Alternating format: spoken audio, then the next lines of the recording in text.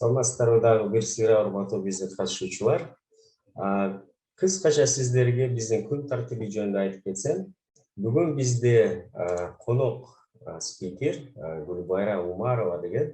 Гүлбайра өзү Уникум деген окуу мектеби борбору бар жана жаш балдарды өзүнө ала турган детсады бар. Бүгүн бизге Гүлбайра Умарова кардарларды издөө, алар менен иштөө жана аларды кармап калуу сыры боюнча өзүнүн тажрыйбасын бөлүшөт. Биринчиден мен сиздерге ПИК, ОШ инновацияларды өнүктүрүү долбоору жөнүндө айтып берем. Анан сөздүн кезегин мен Гүлбайра Умарова берем.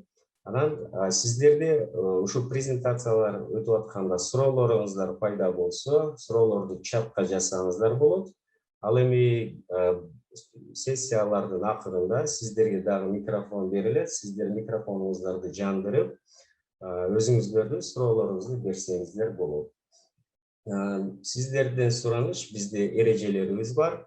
Сессия өтүп атканда видеолоруңузду жана микрофондоруңуздарды өчүрүп койсоңуздар, бизде кээрки катышуучулар Рахат аттуу, Нургүл, Айжан сураныч сиздерден фамилияларыңыздарды айтып, же чатка жазып коюңуздар, же микрофонду жандырып азыр айтып койсоңуздар, биз ушу аттарды турулап койсок. Рахат.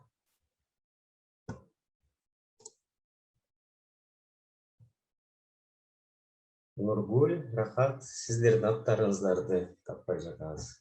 Фамилияларыңызды айтып койсоңуз.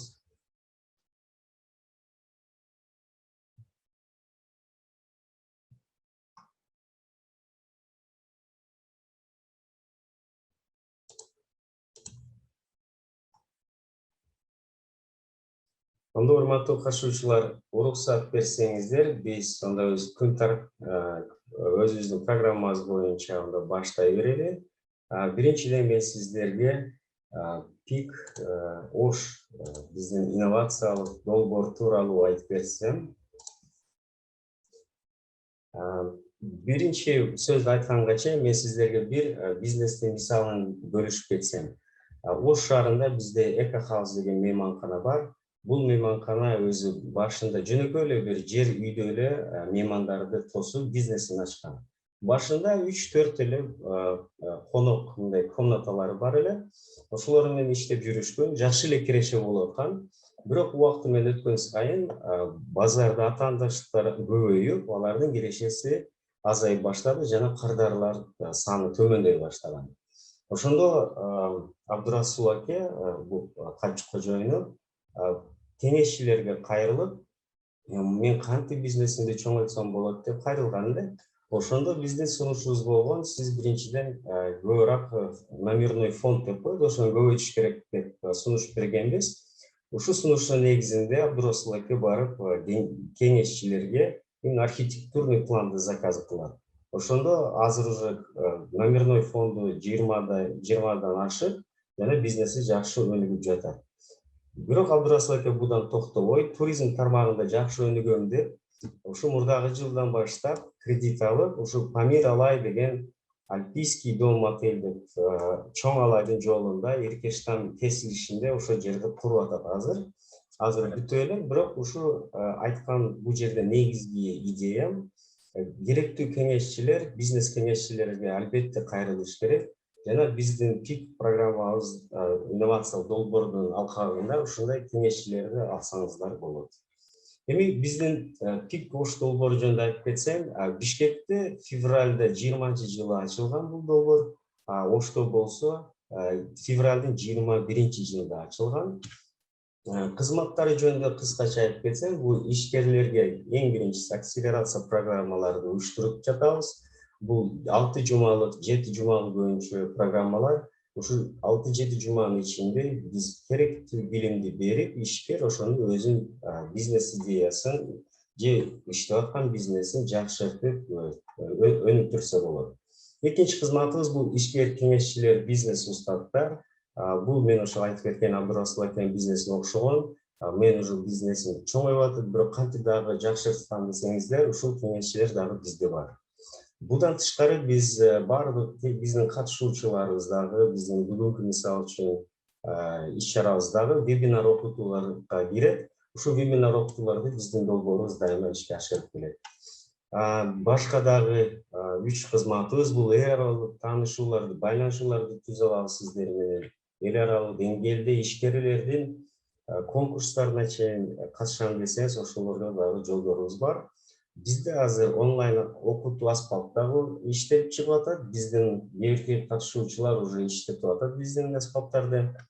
Жана эң негизги биз ушу инвесторлор менен, демөөрчүлөр менен дагы чогулуштарды өткөрөбүз.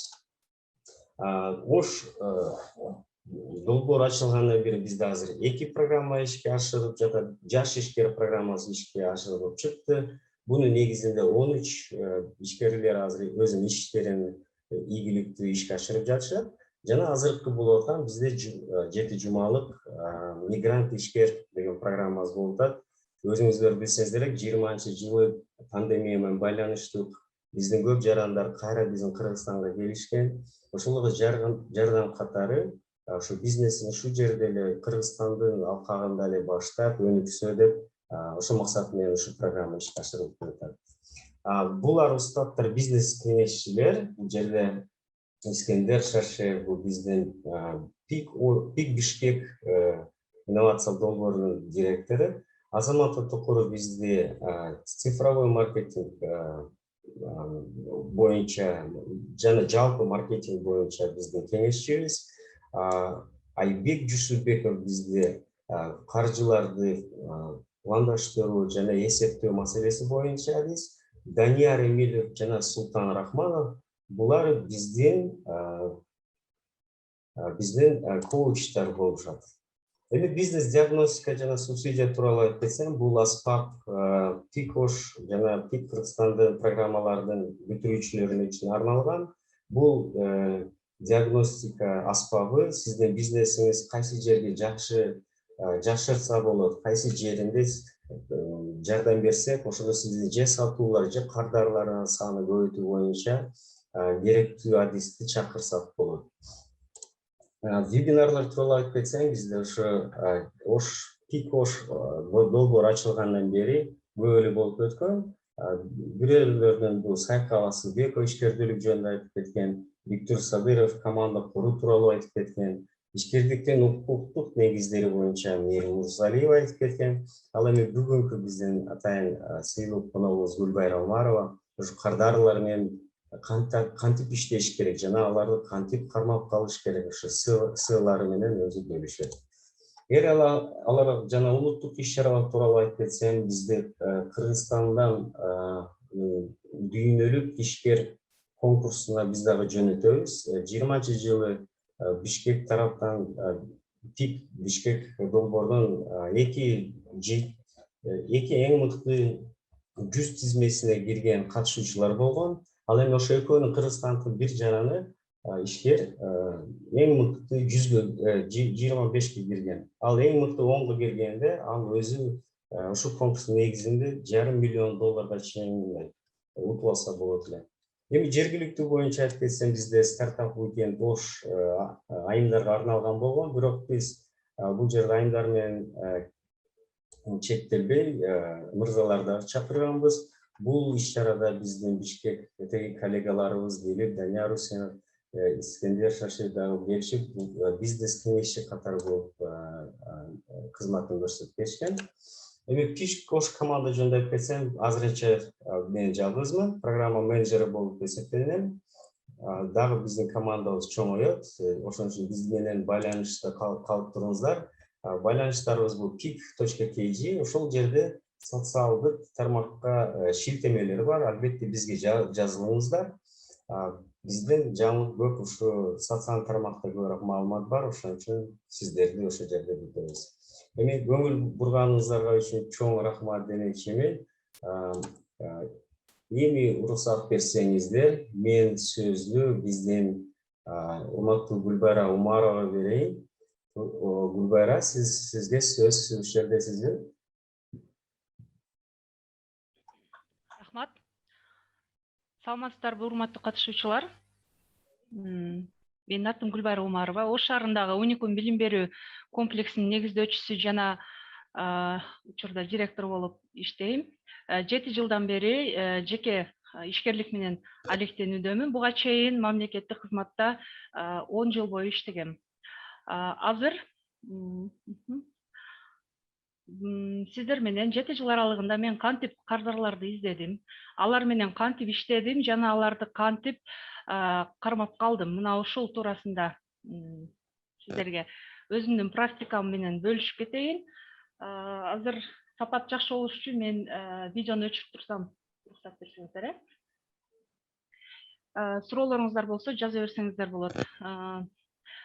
Уникум билим берүү комплекси ата-энелерге, кардарларга балдарына заманбап, жетиштүү билим берет. Иш убактысынан алаксытпайбыз. Эртеден кечке иштейбиз, убактысын, акчасын үнөмдөйбүз. Бардык кружоктор биздин мектепте, биздин садиктин алкагында бар. Алар ата-энелер мектептен же садиктен чыккандан кийин башка жака балдарын жетелеп барып, убактысын, акчасын кетирбейт. Анан эркиндик тартуулайт. Я говорила, я в пятницу вечером Бишкекке кеттим. Ошондой эле ак кызмат аркылуу биз кардарларыбызга ишеним көрсөтүп келүүбүз. Билесиздер, балдар эң мындай кымбат киши болуп эсептелинет жана бул тирүү жан болгондуктан кардардын ишенимине кирүү абдан оор болду, бирок аны дагы жасаса болот. Эми Уникум билим берүү комплексинин кардарларынын өсүү темпине бир аз токтоло турган болсок, 2015-жылы 9 мартта биз ачылганда 10 гана кардарыбыз болгон. Ошол эле жылдын 3-апрелинде 32 кардар келди бизге. Мындан сырткары, ал эми муну кантип биз кардарларды топтодук, аны бир аздан кийин айтып берейин. Ал эми башталгыч мектеп болсо 1-сентябрда 12 гана окуучу менен баштадык. Жарым жылга жетпеген 4 айдын ичинде 25 окуучуга көбөйдү, 25 кардарга ээ болдук. Учурда 2021-жылы 25 июнда биздин туруктуу кардарларыбыз 260, мындан сырткары туруктуу эмес 120га чукул кардарыбыз бар. Булар деген лагерге келип кеткендер, балдарын бергендер, убактылуу балдарын таштап тургандар жана айрым кружокторубузга келгендер. Учурда 280 туруктуу кардарыбыз биздин мектепке жана бакчага кезекке турушкандар. Пик-Бишкек аркылуу мен атайын акселерациядан өткөндөн кийин учурда 3-чү филиалыбызды мына ушул кардарларыбызга даярдап жаткандыгыбызды баса белгилеп кетейин. Бул сүрөттөн сиздер 9 мартта 2015-жылы канча клиентибиз бар, канча балабыз бар экенин көрүп турасыздар. Ал эми 25 күндөн кийин мына ушул эле клиенттерибиздин, ушул эле балдардын эжелери, агалары, инилери келишип, андан сырткары досторун, жакындарын, тааныштарын айткан соң 25 күндөн кийин мына ушунчага жетти. Дагы бир баса белгилеп кетүүчү нерсе, мына ушул отурган балдар учурда 3-4 класста, айрымдары биздин мектепти бүтүп кетишти. Мындайча айтканда 7 жыл бою биз менен бирге болгон кардарлар. Эми ушул кардарларды кантип биз кармап калдык, кантип алардын ишенимине кирдик жана аларды кантип биздин туруктуу кардарыбызга айлантык, мына ушул жөнүндө сиздерге айтып берейин. Жеке ишкерлик менен алектене баштаганда эле дароо бизге маркетинг деген түшүнүк менен кездешебиз. Мына ушул маркетинг тууралуу кыскача айта кетсем, маркетинг бул оңой, жеңил, жөнөкөй сөз менен айтканда сатып алуучунун керектөөсүн канааттандыруу менен пайда көрүү болуп эсептелинет.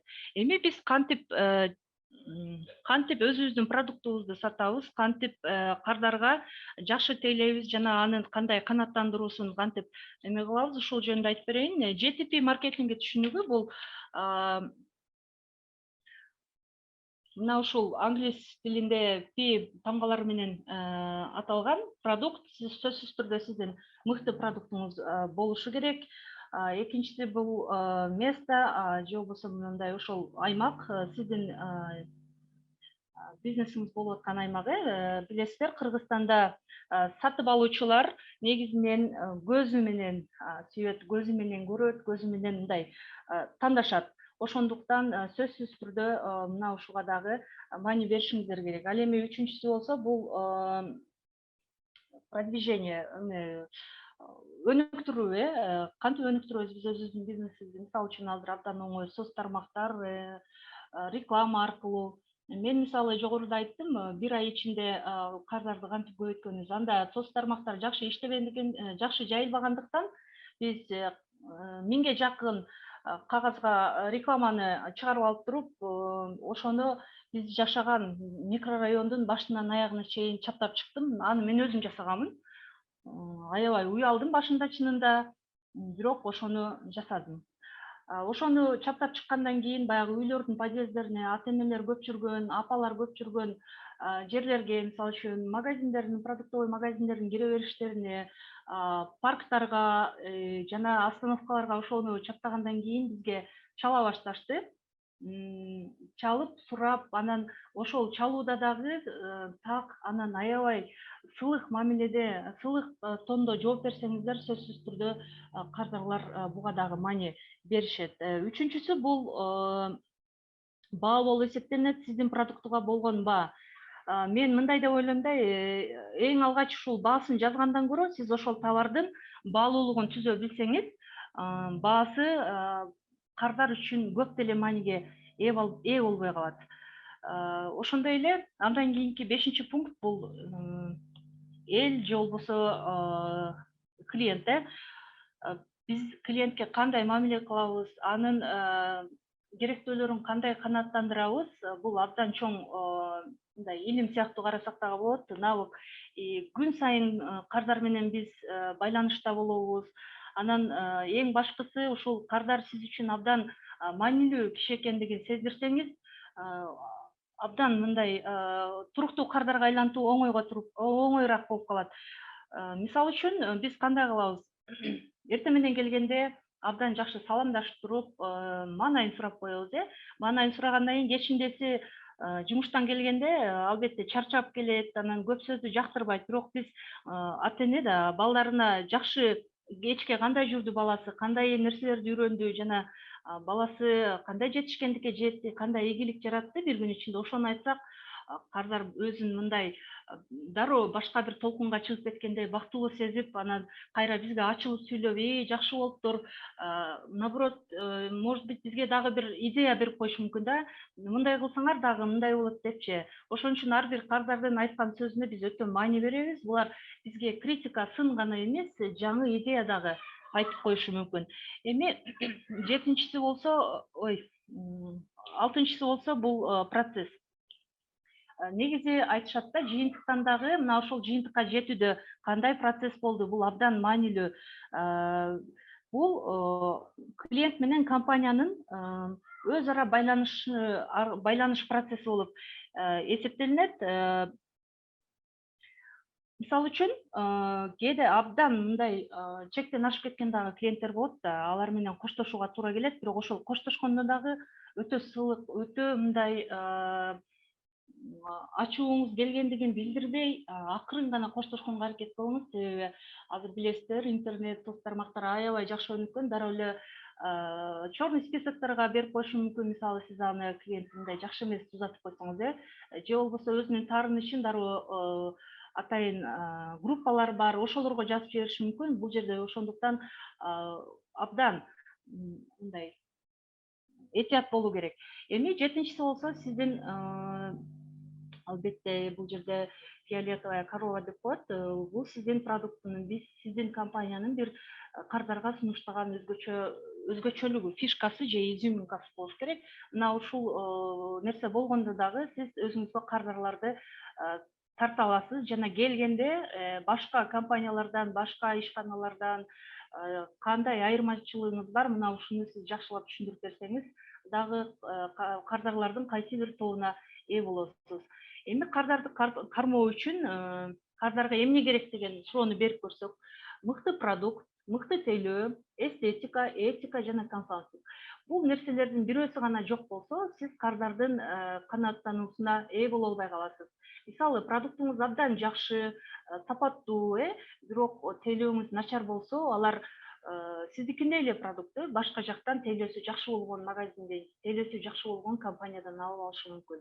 Ошондой эле тейлөөңүз жакшы, продуктуңуз жакшы, бирок эстетика, мисалы үчүн, товардын дизайны же болбосо упаковкасы, бир тосуп алган менеджердин, администратордун келбети начар болсо же болбосо ушул офистин мындай оформлениясы дагы, интерьери жакшы болбосо, все равно бул кардарда кандайдыр бир күдүк ойду жаратышы мүмкүн. Ошондой эле этика эң жөнөкөйү, мисалы Кыргызстанда айрым компанияларга барганда саламдашат, бирок кетип баратканда саламатта калыңыз же жакшы барыңыз дегенди айтпайт да. Мисалы сатып албаса дагы, кардар сатып албаган учурда дагы сөзсүз түрдө аны жакшылап узатып коюу керек. Мүмкүн ал бир аздан кийин аны айтабыз. Мүмкүн ал кардарыңыз сиздин туруктуу кардарыңыз эмес, бирок болочоктогу кардарыңыз болуп калышы мүмкүн. Ошондуктан сөзсүз түрдө этикага абдан маани бериңиз. Мүмкүн болсо ушул компанияга жаңы сотрудниктерди алып атканда атайын чек-лист жазып туруп даярдап алдын ала берип койгонуңуз абдан жакшы. Себеби бир эле сиздин кардарыңыздын, бир эле сиздин сотрудниктин туура эмес мамилесинен сиз бир канча кардардан кур калышыңыз мүмкүн. Ошондой эле бул кардар менен болгон байланышты, мисалы жашоо дөңгөлөгү деген бар, ошол катары элестетсек болот да. Мына ошону элестетсеңиздер, демек ушул нерселерди эң жакшы аткаргандан кийин гана сиздин кардарыңыз узак убакыттар бою сиз менен бирге болот. Жана консалтинг бул учурда кайсы сиздин кызматыңыз үчүн кардар акча төлөөгө даяр. Мына ушуну сиз абдан өзүңүз анализдешиңиз.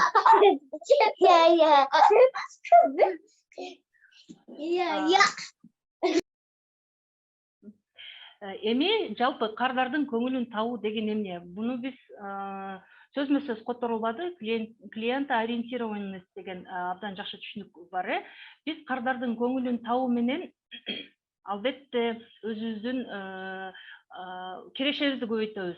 Эми аны кантип көбөйтүү, биз кантип көбөйттүк, мына ошол жөнүндө кыскача токтолоюн. Бул сүрөттө көрүп турган бала бизге кокусунан эле 1-сентябрь күнү башка мектепке жазылган, бирок биздин рекламный щитти көрүп туруп бизге бурулган бала. Бул бала биздин мектепте 4 жыл окуду. Мына ушул баланын ата-энесине кийинди сурасак абдан кызыктуу жооп айтты да. Келгенде жетекчи катары менен анда өзүм тосуп алчу элем, азыр деле өзүм тосуп алып турам. Ошондо тосуп алганда мен саламатсызбы, майрамыңар менен деп мындай шаңдуу кабыл алган экенмин. Мына ошол менин кабыл алуумдун негизинде булар 1-2 күн окуп көрөлүчү деген ойдо гана келишкен экен да, калышкан экен. Биз бул кардарга болгон мыкты тейлөө менен жана албетте жакшы продуктту, жакшы окутуубуз менен 5 жыл аралыгында бир ушул бала бизге 50дөн ашуун туруктуу кардар алып келди. Жана биздин ошол туруктуу кардарларыбыз азыр айрымдары садик, бакча жашына жете эле күйүндө, айрымдары ушул кош бойлуу апалар азыр деле айтат, биз сөзсүз бул балабыз төрөлсө 1 жылдан кийин сизге алып келебиз деп алдын ала кезекке жазылып коюшкан. Демек биз бул баланы, бул кардарга мыкты тейлөөдөн сырткары албетте жакшы билим бердик. Ал ата-энеси барган жеринде биз тууралуу жакшы отзывдарды айтып, жакшы сунуштамаларды, жакшы пикирлерди айткандыгы үчүн ушул баланын ата-энесинин достору, тааныштары, коңшулары жадагасы ушул целый подъезд биздин мектепке келишет азырчы.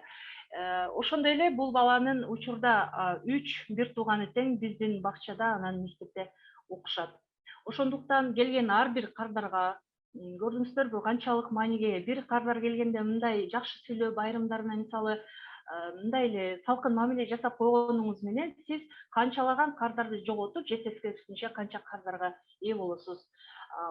Дагы бир баса белгилеп кетүүчү нерсе, азыр 21-кылымда кийимине карап тосуп алып, акылына карап узатат деген түшүнүк бир аз туура келбей баратат. Анткени абдан бай, абдан мындай жакшы социалдык абалы жакшы адамдар деле жөнөкөй жупуну кийинип алып сиздин компанияга келиши мүмкүн. Сиз аны кийимине карап мисалы үчүн мамиле кыла турган болсоңуз, сизге абдан көп киреше алып келүүчү кардарыңыздан кур калышыңыз мүмкүн. Ошондуктан кардар кандай кийинип келди, кандай абалда келди, ага маани бербестен сиздин компаниянын эшигин аттагандан кийин бардыгына сонун жогорку эмеде мамиле кылыңыз, жогорку деңгээлде мамиле кылышыңыз керек.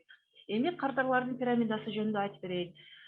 Көрүп турганыңыздардай, биздин потенциалдуу кардарлар бардык эле компанияларда абдан көп болот экен. Мисалы үчүн, биз бала бакча жана мектеп тууралуу айта турган болсом, биздин потенциалдуу кардарлар учурда студенттер болушу мүмкүн, алар болочоктогу эне, болочоктогу үй бүлөнүн ээси, жаңы турмуш кургандар болушу мүмкүн, кош бойлуулар болушу мүмкүн, же жада калса мына ушул өзүбүздүн эле мектепте окуп жаткан окуучулар дагы биздин потенциалдуу кардарлар болушу мүмкүн. Эгерде биз аларды жакшы окутуп, жакшы тейлеп, алардын керектөөсүн жакшы канааттандырсак, алар болочокто бизге балдарын бериши мүмкүн дагы. Мына ушул цепочка сыяктуу уланып кете берет кардарлардын саны. Ошондой эле катышуучулар же болбосо посетители деп коелучу. Мисалы сиздин магазиниңизге келип, жөн эле эчтеке албастан карап эле кетип калышы мүмкүн да. Сиздин продуктуну карап, кармалап, бааларын карап. Бирок дал мына ушулар сиздин компания жөнүндө абдан көп маалымат билген кишилер болуп эсептелинет экен. Бизге деле мисалы келгенде 1 саат же жарым саат убактыңды алып, бүт бардык программаңы көрүп, бүт бардык биздин кабинеттерибизди көрүп чыгышкандан кийин макул анда ойлоном деп кетип калышы мүмкүн, же бир дагы сөз айтпай кетип калышы мүмкүн да. Мен канчалык убактым кеткенине карабастан мен аларды абдан жакшы мындай узатып коем. Бирок сөзсүз түрдө мына ушул катышуучулардын арасынан дагы сатып алуучулар чыгат. Эми сатып алуучулар булар дагы биздин туруктуу кардарлар эмес. Биз буларды туруктуу кардарга айландыруу үчүн жогорудагы айтып кеткен инструменттерди колдонсок болот. Мисалы, бир эле магазинде, мисалы бир сатып алуучу бир магазинден сахар алып кетти. Ага маанилүү эмес. Кайсы жерде кандай сахар ишине же үйүнө жакын жерден башка бир магазинден каалаган убактысында ошол жактан эле шекер алып кетиши мүмкүн да. Бирок биз продуктуну сатып атканда ошол кардардын эсинде кала турган бир фишкабыз же изюминкабыз болсо, ал биздин барып туруктуу кардарыбызга жок дегенде, мисалы тейлөөбүз менен, мамилебиз менен биз кардарды кармап калсак, алар барып биздин туруктуу кардарга айланып калышы мүмкүн экен. Эми туруктуу кардарлар деген булар айрымдары биздин конкуренттердин, атаандаштардын деле кардары болуп кетиши толук мүмкүн. Эгерде сиздин продукттун сапаты же болбосо сиздин тейлөөңүздүн сапаты жакшы болбой калса, же айрым бир келишпестиктер болуп калса, бирок булар дагы сатып алуучуларга караганда азыраак болот. Эми ушул туруктуу кардарларыбызды биз өзүбүздүн тарапташтарыбызга айлантуу үчүн абдан аракет жасашыбыз керек. Көрүп турганыңыздардай тарапташтар абдан аз болот бул клиенттер. Булар мисалы үчүн биздин 250 клиентибиз бар болсо, учурда 260, анын бир 20 чактысы эле биздин тарапташтарыбыз. Булар биздин эң сүйүктүү деп айтайын, мындай түшүнүктүү болушун сиздерге ушинтип айтып түшүндүрүп кетейин. Эң сүйүктүү кардарларыбыз болушу мүмкүн. Булар кимдер? Биздин кандай продуктубуз, кандай жетишкендигибиз же болбосо айрым учурда кандай кемчилигибиз болбосун, булар биздин тарабыбызды талашкандар. Булар башка клиенттерге биздин эң жакшы гана жактарыбызды айтып, эң жакшы гана пикирин айткан, кандай гана биздин жакшы продуктубуз же жакшы айрым жетишпестиктерибиз болсо дагы биз менен калган тарапташтар болуп эсептелинет.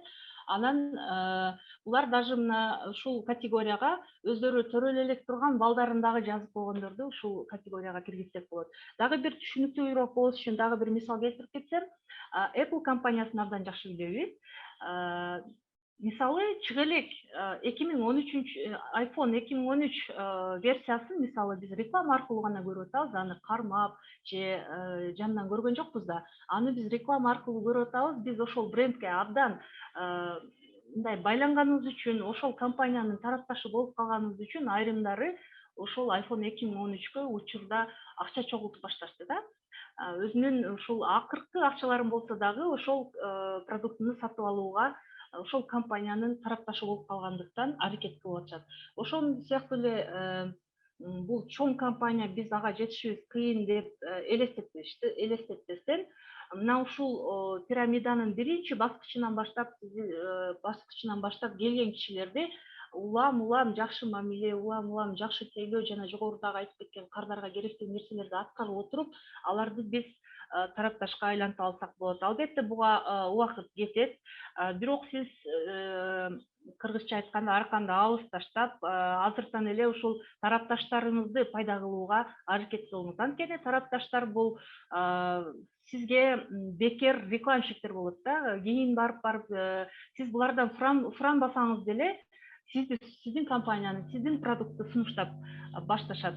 Ошондуктан жогорудагы айтып кеткен инструменттерди колдонуу менен убактыңызды аябай шашылбастан ушул эң жогорку пирамиданын чокусуна жетүүгө, тарапташтарга ээ болууга аракет кылыңыз деп кеңеш берет элем. Эми кайсы учурда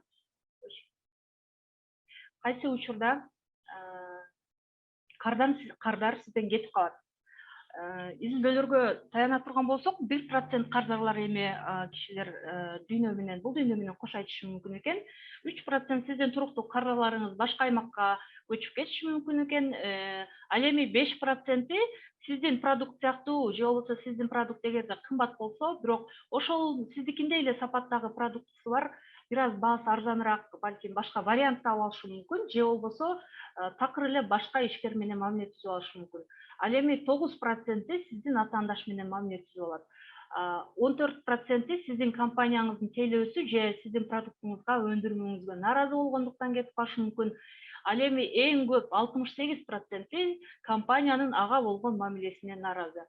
Көрдүңүздөрбү, бул мамилени мисалы үчүн биз акча менен ченей албайбыз да. Бул эң эле аз эле күчтү талап кылган, жада калса аз эле финансыны деле талап кылбаган нерсе менен биз кардарыбызды 68%-ин жоготуп алышыбыз мүмкүн экен.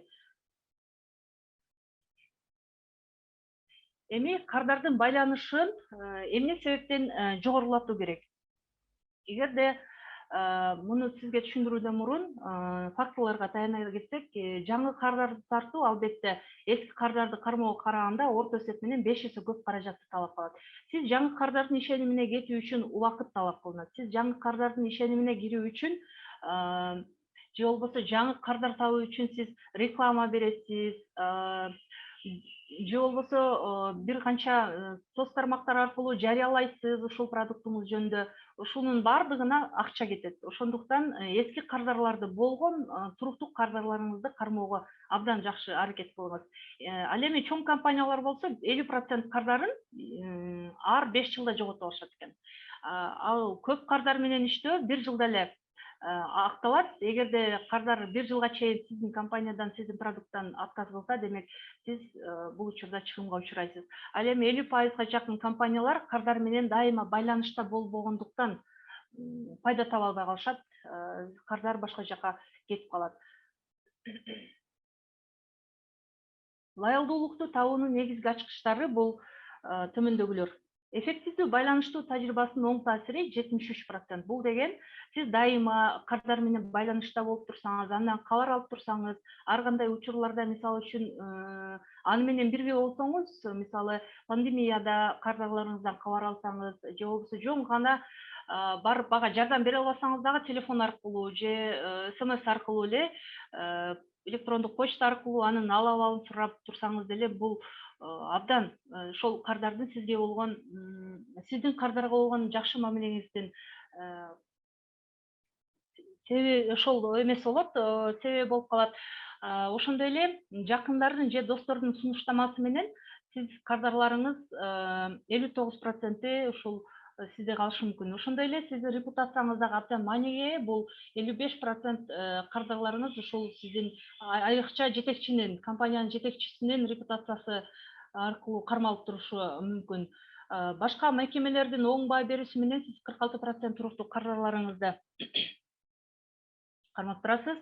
Ал эми таанымал эмес кишилер менен жарнамалоо аркылуу 26% кардарларды кармап турса болот. Таанымал эмес кишилер болгондо бул кадимки эле сиздин клиенттер же сиздин компанияга келип кеткен, баягы жогоруда айткан келип кеткен кардарлар кишилер болуп эсептелинет. Ошондой эле ар бир компания кайрымдуулук же коомдук ишмердүүлүк менен алек болсо, демек бул дагы сиздин 21% кардарларыңызга 21% өзүнүн таасирин тийгизет. Кайрымдуулук болгондо, мисалы, өзүңүздүн эле кардарларыңызга дагы кайрымдуулук иштерин жүргүзсөңүз болот. Мисалы, бизде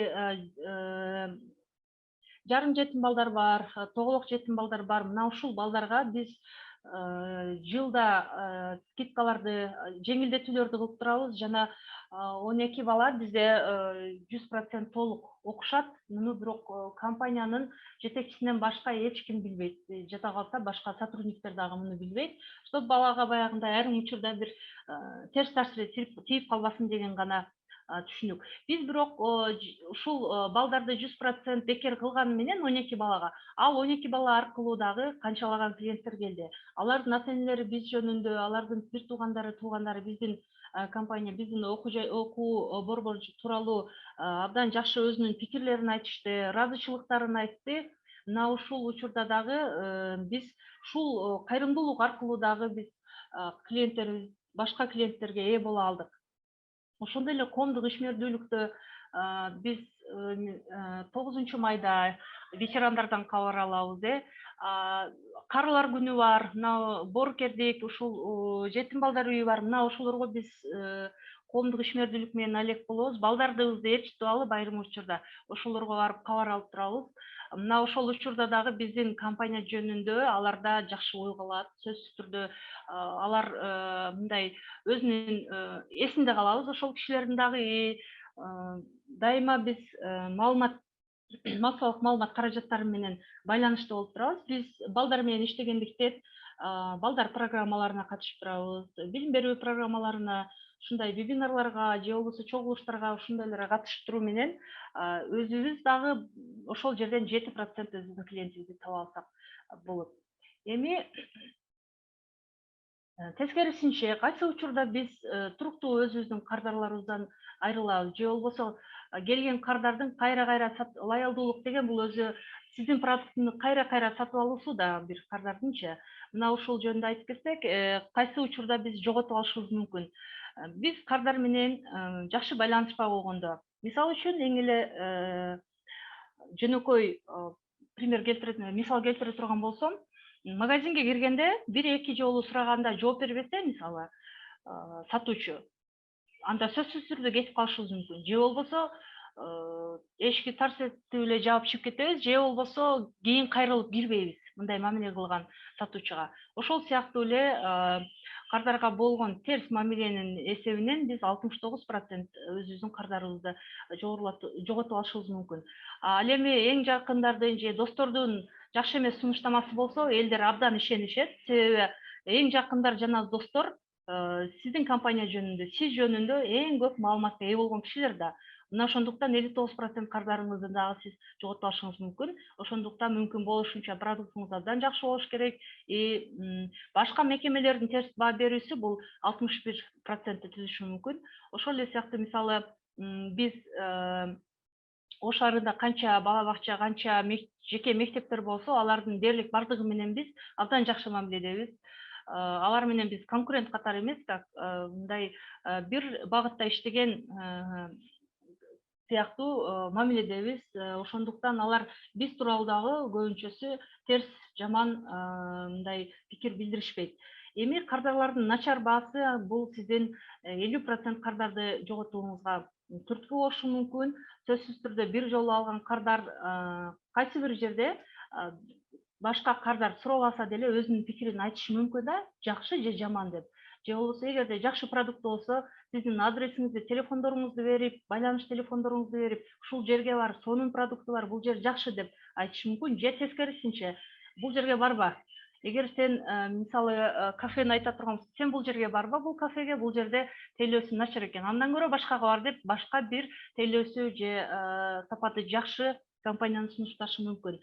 Эми таанымал кишилер менен жарнамалоо аркылуу дагы тескерисинче сиз 15% кардарларыңызды жоготуп алышыңыз мүмкүн. Бул кандай? Эгерде бир дарыны бир ырчы же болбосо бир атактуу бирөө азыр кандай гана тармак болбосун рекламалап атышпайбы, алардын көпчүлүгү өзүнү колдонуп көргөн эмес, ошол кызматты колдонгон эмес, ошол дарыны колдонгон эмес, бирок аларга акча төлөгөндүгү үчүн эле жарыя рекламалап берет дагы. Сатып алуучуларды, кардарларды тескерисинче мындай кыжырдануусун пайда кылышы мүмкүн. Ошондой эле сиз кайрымдуулук же коомдук ишмердүүлүккө катышпай, өзүңүздүн компанияңыз өзү менен өзү болуп эле ушундай боло берсеңиз, анда 23% кардарыңызды жоготуп коюшуңуз мүмкүн. Ал эми ТВ телевидение же радио компаниянын радиодо аз көрүнүп турсаңыз дагы 6% кардарыңыздын жоготуп коюшуңуз мүмкүн. Бул сүрөттө сиздер кардардын күтүүлөрү жана чыныгы продуктуну ошол тейлөөнү алгандан кийинки абалы тууралуу көрүп турасыздар салыштырмалуу. Мүмкүн болушунча кардардын күтүүсүнөн сиздин сунуштаган продукт, сиздин тейлөө ашып түшүшү керек. Мына ошондо гана сиз чыныгы кардарга ээ болосуз. Эгерде сиз кардардын күтүүсүн ойдогудай канааттандыра албасаңыз, анда ал кардар сизге экинчи кайрылып келбеши мүмкүн. Биздин продуктуну сатып алгандан кийин кардар күткөн функцияларды аткаруу менен компаниянын сатуу кызматынын процессин баалоо. Кардар сизден кандай кызматтарды күтөт? Сиздин кандай эмне кылууңузду каалайт? Мына ушул кардардын канааттандыруусун сиз канааттандырсаңыз, каалоосун канааттандырсаңыз, андан кийин канча жолу сиз ошол аркылуу продукцияңызды саттыңыз, мына ошону баалоо тууралуу айтып кетсек, сатып алуудан кийин кардар 3 абалда болот. Биринчиси баары бир. Сиздикиндей эле продуктуну ал башка магазинде, башка компаниядан сатып алышы мүмкүн. Угулуп жатабы? Ооба, угулуп жатат. Кечиресиздер. Бул категорияда кардарларга баары бир. Каяктан сатып алса дагы, мисалы чайды айта турган болсок, ал чайды чоң супермаркеттен сатып алышы мүмкүн, же болбосо үйүнүн жанындагы кичинекей магазинчиктен деле сатып алышы мүмкүн да. Бул кардарга баары бир. Бул экинчиси болсо, сиздин продуктуну сатып алгандан кийин кардар нааразы болуп калды. Бул абдан коркунучтуу. Сиз жөнүндө жакшы пикир айтпайт бул кардар. Ал эми үчүнчүсү албетте ыраазы. Ошондуктан өзүңүз дагы анализдеп көрсөңүз болот. Кантип анализдейсиз? Анкета аркылуу, сурамжылоо аркылуу, же болбосо келген кеткен сизге канча киши келди, бирок канчасы кайрылып келбеди. Ушул аркылуу дагы сиз кардарларыңыздын ушул категорияларын аныктасаңыз болот. Эми кантип биз кардарды мыкты тейлейбиз? Бул үчүн 3 кадам бар. Биринчиси, кардарды сизге кандай тейлөө керек болсо, ошондой деңгээлде тейлөө. Бул сиз башка бир жерге барганда кандай сизди тейлешин каалайсыз, сиз кандай каалайсыз, ошондой деңгээлде тейлеңиз. Ал эми экинчиси, кардарды ал каалагандай тейлөө. Үчүнчүсү, кардарды өнүктүрүү. Мүмкүн болушунча кардар дайыма өзүн VIP клиент сезсин, VIP клиент сезсин да. Бирок сиз ушундай эле мамилени бир эле кардарга эмес, бардык кардарларга жасаңыз. Обычно биз VIP клиентте, мисалы, аэропорттордо, гостиницаларда, отелдерде ушундай тейлөө бар. Бирок мүмкүн болушунча сиздин компания эгер чакын компания болсо, кардар ушундай өзүн сезсин, VIP клиент сезсин, бирок ушундай тейлөө бардык кардарларыңызга болсун, бир эле кардарга болбосун.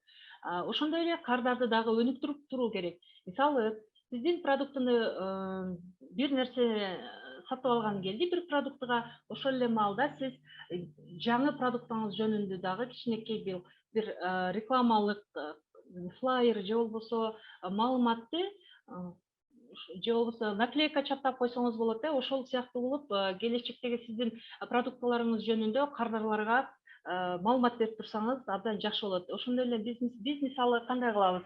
Билим берүү тармагы болгон үчүн, ата-энелер үчүн бекер тренингтерди уюштуруп турат элек буга чейин. Былтыр пандемия болуп биз уюштура албай калдык.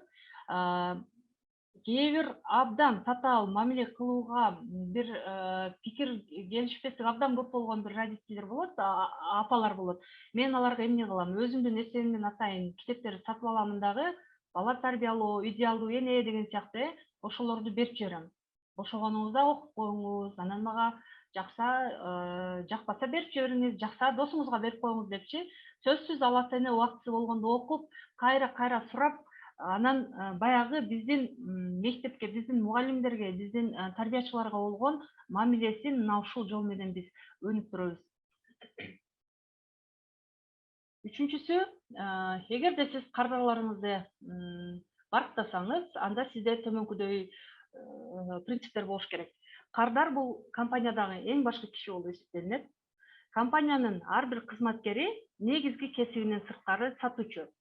Биринчи пунктка токтоло турган болсок, кардар компаниядагы эң башкы киши болгондон кийин айтып коет го, клиент всегда прав деп. Бирок ошонун дагы бир кайсы бир чеги болуш керек. Дайыма эле клиент туура боло бербейт да, аны сезип турабыз, бирок ошону биз эмоциябыз аркылуу же болбосо эмоциябыз аркылуу же мамилебиз аркылуу сездирбестен мүмкүн болушунча сылык жол менен гана аны узатып коюшубуз керек, же болбосо түшүндүрүшүбүз керек. Компаниянын ар бир кызматкери негизги кесибинен сырткары сатуучу. Эгерде сиз жеке ишкер болсоңуз, сиздин жеке компанияңыз болсо, ал компанияңызда кире беришинде администратор отурат. Ошол администраторуңуз дагы сатуучу болуп эсептелинет. Бул кандай? Эгерде ошол администраторуңуздун мамилеси, ошол администраторуңуздун сиздин компания жөнүндө же продукт жөнүндө толук маалымат билбөөсү, же кайсы бир терс кыял жоруу болсо, сиздин продукт сатылбай калышы мүмкүн. Ошондой эле бизде мисалы мектепте кандай? Бир эле повар жакшы тамак жасабай койсо, ал бала барып ата энесине айтат, 2-3 жолу айткандан кийин ал баласын алып чыгып кетиши мүмкүн. Бир эле кишинин айынан мен 1 же 2 кардарман кур калышы мүмкүн. Ошондой эле тазалык маселесинде дагы уборщица, техничка жакшы тазалабаса офисиңизди, компанияңыздын ичи таза болбосо, сөзсүз түрдө кардарыңыз экинчи сизге кайрылбай коюшу мүмкүн, же башка компанияны алып кетиши мүмкүн. Ошондуктан мүмкүн болушунча компаниядагы ар бир кызматкерге ушул сатуучу түшүнүгүн киргизип, ар бир кызматкер ошол компаниянын жүзү экендигин жана маанилүү экендигин түшүндүрүү керек. Сырткы кардарларыңызды эч качан бактылуу кыла албайсыз, эгерде компаниядагы кардарларыңыз бактысыз болсо. Буну кандай түшүнсөк болот? Бул сиздин жеке ишкер болгондон кийин сиз кызматкерлерди контракт менен же договор менен, келишим менен аласыз да ишке. Ал дагы сиздин, мындайча айтканда, кардарларыңыз болуп эсептелинет. Эгерде сиздин ушул кызматкерлериңиз өзүнүн ишине жоопкерчилик мамиле кылбаса, ошол иштеген ишине канааттанбаса, же айлык акысы аз болсо, ал эч качан сизге сырттан келген кардарларга жакшы мамиле кылбайт. Эч качан өзү бактылуу болбогондон кийин, баягы эне бактылуу болбосо, баласы бактылуу болбойт деп коет го, ошол сыяктуу эле ошол кардарларыңыздагы сотрудниктериңиз сырткы кардарларыңызга жакшы мамиле кылбай коюшу мүмкүн. Андыктан өзүңүздүн ушул сотрудниктериңизге, кызматкерлериңизге дагы мамилеңиз абдан жакшы болуш керек. Болгондо дагы сиздин сиз ага кызматкер катары эмес, ага мүмкүн болушунча партнер катары мамиле кылганыңыз жакшыраак. Себеби сиздин ошол сотрудниктериңиз башка жерге барып тааныштарына сиздин компания жөнүндө айтышы мүмкүн. Эгер жаман пикир айта турган болсо, келбейт да клиенттерчи. Кантип өзү иштеп турган жерине мисалы жакпаса, жакпаган, өзү иштеп турган компания жөнүндө жакшы пикир айтпаса, кантип ага башка клиенттер мисалы эме кылат, ишенет. Ошондуктан бул жерде дагы өтө маанилүү көңүл буруучу нерсе ушул кызматкерлериңизге сөзсүз түрдө көңүл буруңуз, аларды эртең менен жакшы мамиледе тосуп алыңыз. Иш убактысында саат 2-де же болбосо иш убактысынын ортосу качан, саат 1-де бир жакшы комплимент айтып койсоңуз дагы сөз менен эле ушул өзүңүздүн кызматкериңиздин маанайын көтөрүп, аны менен катар эле ушул сырттан келген кардарларыңызга болгон анын мамилеси дагы, маанайы дагы жакшырат. Сырткы кардарларды тейлөөдө ар бир кызматкер 100% жоопкер. Бул жерде бир гана компаниянын жетекчиси гана жоопкер болбойт. Сөзсүз түрдө ар бир кызматкер, ошол эле техничка, ошол эле администратор, ошол эле менеджерлер, ошол эле мисалы мектеп болсо поварлар, тарбиячылар, алардын бардыгы ушул сиздин компанияңыздын өсүүсүндө 100% жоопкер болуп эсептелинет. Мына ушуну сиздер ишке алгандан баштап аларга сиңирип, алар канчалык маанилүү экенин улам эскертип турганыңыздар жетекчи катары. Эгер сиз жетекчи болсоңуз абдан жакшы. Эми башкысы кызматкердин жылмаюусу эмес, кардардын аны менен баарлашуусунан кийинки жылмаюу. Кытайда жана Японияда буга чейин жылмаюу киргенде жылмайып туруу боюнча булар Япония дүйнө жүзүндө биринчи орунда турат.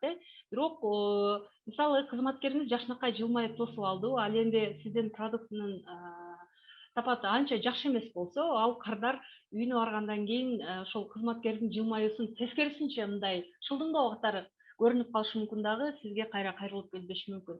Ошондуктан кызматкериңиз сөзсүз түрдө тосуп алган киши жылмайыш керек албетте, бирок андан кийинки көргөзгөн кызматыңыз дагы ошол деңгээлде, татыктуу деңгээлде болушу керек. Эгерде сиз кардарыңызга кам көрбөсөңүз, анда ал сиздин атаандашыңыз кам көрөт. Ал сиздин конкурентке кетип калышы мүмкүн. Мисалы, кийим саткан магазин болсо, сиз ага жакшы мамиле кылбадыңыз, же болбосо ал бир аз скидка сураса, сиз 5-10 сом түшпөй койдуңуз, ал баягы ачуусу менен барып туруп, жаныңызда же сиздин маңдайыңызда турган кийим магазинге кирип, балким сизден сураган скидкадан дагы көбүрөөк скидка албаса дагы ошол продуктуну сатып алып кетип калышы мүмкүн. Ошону менен ал кардар сиздин атаандашыңыздын клиенти болуп калат. Жана жогоруда айтып өткөндөй эле кардардын күтүүлөрүн ашыгы менен аткарыңыз, болбосо ал сизден кетип калышы мүмкүн. Дагы бир мисал, эгерде сиздин кафеңиз болсо, тамак ашты доставка кылсаңыз же бир буюмду доставка кылсаңыз, азыр абдан бул актуалдуу болуп атпайбы? Мисалы, доставкага өзүңүздөр компания 90 сом деп сүйлөшсөңүздөр, анда сиздер кардарга айтыңыз 100 сом биздин доставка депчи. Бирок продуктуну жеткиргенден кийин 90 сом, ал 100 сом бергенде сиз ага 10 сом кайтып берсеңиз, бул майда көрүнгөнү менен клиенттин эсинде каласыз, жана абдан мындай ыраазы болот экен да. Ошондуктан айрым учурларда мына ушундай, муну биз подушка деп койсок болот, 10%-ин ушундай сыяктуу подушка сыяктуу карап көрсөңүздөр дагы болот. Эми тейлөөнүн 5 мыйзамы бар. Жогоруда айтып кеткендей эле кабылдоо, күтүү, анан булар жакшы болсо канааттанышат. Экинчиси болсо, сизге эмне маанилүү экенин кардар билмейинче, кардарга сиздин көп билгениңиз маанилүү эмес. Мисалы, сиз өзүңүздүн продуктуңуз же сиздин кызмат тууралуу абдан көп билесиз, бирок кардар сиздин канчалык көп билгениңиз менен кардарга ошону жеткире албасаңыз, ал кардар үчүн маанилүү эмес. Ал пока сиздин кызмат жөнүндө, сиздин продукту жөнүндө сиздей деңгээлде билмейинче, ал ошол продукттун же кызматтын баалуулугун түшүнбөйт. Ошондой эле жыйынтык маанилүү эмес, жыйынтыкты алуу процесси маанилүүрөөк. Мисалы, бир нерсени сата турган болсок, ошол клиенттин колуна тийгенге чейин биз кандай тейледик, кандай кызмат көрсөттүк, ал кандай процесс болду, мына ушул көбүрөөк клиенттин эсинде калат дагы. Анан үйүнө барып, шашпай отуруп, анан продуктуну ачып, мисалы, бир нерсе сатып алса, ошол буюмду ачып көрүп, анан гана канааттанат. Бирок сиздин мамилеңиз, ага чейинки процесс көбүрөөк эсинде калат экен. Ошондуктан результатка жетүүдө мына ушул процессти дагы өтө эске алыңыздар. Мисалы, биз жогоруда сиздерге көрсөткөн бир бала тууралуу айтып бербедимби? 4 жыл ичинде албетте бул баланын ата энеси менен бизде дагы конфликттер болуп турду, түшүнбөстүктөр. Бирок биз ал баланы мына ушул туруктуу биздин тарапташ кылганга чейин кандай кадамдарды жасадык, сиздерге кыскача айта кетсем, ал балага бизге ошончо клиент алып келгендиги үчүн айрым учурда биз скидкаларды кылып берип аттык. Айрым учурда бир кафеге, мисалы, досу менен же бир киного бар деп ушундай бекер сертификаттарды, бекер чакырууларды, ушундайларды берип аттык да. Мына ушундай ар кандай процесстер менен биз аны өзүбүздүн тарапташыбызга айландыра алдык. Ошол сыяктуу эле продуктунун эң акыркы результаты эмес, бул процесс өтө маанилүү. Эми кызматташуу, сезимталдуу мамиле, анан көндүмдөрдү жайылтуу зарыл. Мисалы, пандемия учурунда биз ошол акчасыз калган, жумушсуз калган биздин клиенттерге атайын убакыт берип аттык. 3-4 ай, жада калса 6 ай ичинде, пока ошол жумушуна чыгып, акча таап калганга чейин биз баласын бекер окутуп бердик. Алар абдан ыраазы болушту дагы, башкаларга дагы бизди сунушташты. Анан биз ата энелер менен дагы кантип кызматташабыз. Мисалы айрым майрамдарда биз ушул тарапташтарыбыз мисалы 20 толук туруктуу кардарыбыз бар деп атпайбызбы? Ошол 20 тарапташыбызды биз майрамдарда чакырып коебуз. Же болбосо ар кайсы майрамда кичинекей открыткаларды жөнөтөбүз. Ыраазычылык катын жөнөтүп турабыз. Айрым учурда атайын бир жеңилдиктерди берип турабыз. Мына ушундай жолдор менен биз кызматташып турабыз. Анан келген кардардын дагы эмнени каалап атканын сатуучу катары же болбосо жетекчи катары абдан сезимтал болуш керек, сезип туруш керек. Берген суроолорун суроо үстүнө суроо жаадырып ага тескерисинче эмне каалап атканын мүмкүн болушунча жакшылап аны түшүнүп алуу керек. Эми кызматтын сапатын жакшыртуу кардарга көп көрүнө бербейт жана кымбат туюлат. Мисалы, бирок төлөөнүн сапатын арзандатып салсаңыз же болбосо начарлатып салсаңыз, бул кардарга көп көрүнүп калат, көп байкалып калат. Сиз мисалы биз мисалы жакшы окутпай койсок, дароо көрүнүп калат бул. Бирок биз башка кошумча кызматтарды көрсөтүп, кошумча бир эмелерди кылсак, кошумча бир жеңилдиктерди берип турсак, ага караганда биз аткарбай койсок, мисалы төлөөбүз начар болуп кетсе, ошону тезирээк көрүп алышат да.